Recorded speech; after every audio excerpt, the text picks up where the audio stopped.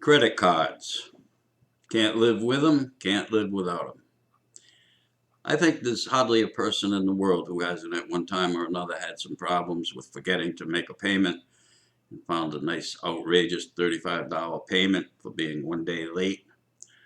Um, there are overdue fees, there are surprise annual rates that are sometimes thrown on top of it. Sometimes the interest billing seems like it's unfair. Well, in 2012, the government tried to take the situation in hand and a lot of improvements were made. Let's take a look. Those of us who have been burned by credit card companies, and that includes just about everyone, I think, sometimes have wondered, how do they make this up? Do they just make the rules up as they go along?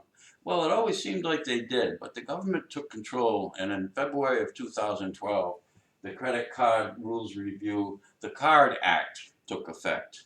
And the Card Act is very specific about some things that you should be aware of. Number one, any increase in interest must be preceded with 45 days of notice. That increased interest only can apply to charges made from that time forward, not to the balance you may be carrying. Next, there's a 45-day notice to increase the cash advance as well. Now, more than a minimum payment must go to the higher interest, because the cash advance, of course, has a higher interest on most cards, not on all, but on most cards, than things that you charge. So that if part of your balance is a higher interest and part of it is a lower interest, anything over the minimum payment must go to the higher interest first. There's no double cycle billing. The interest can only apply to the current 30-day cycle.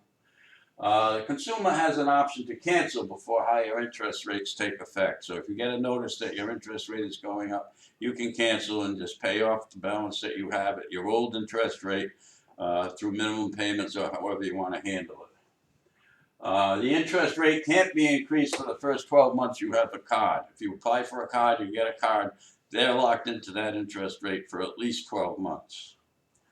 The increased rate is only on new charges, and the annual or application fees cannot total over 25% of the limit. If you have one of these lower limit cards because maybe you're in the process of rebuilding your credit and you have a $500 limit or something of that nature, then the credit card company is limited to no more than $125 annual fee, 25% of the actual top limit on the card.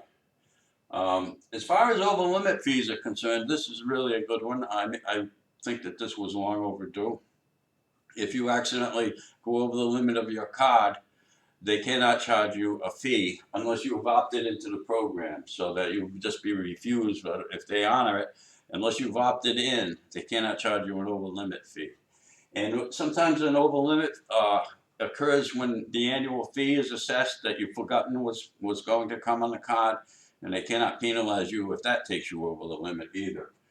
The bill must be mailed for those that still have bills sent by mail. I think a lot of people now just do it electronically, but they must mail it at least 21 days before the due date, making sure that the consumer has ample time and notice in order to pay the bill without a penalty.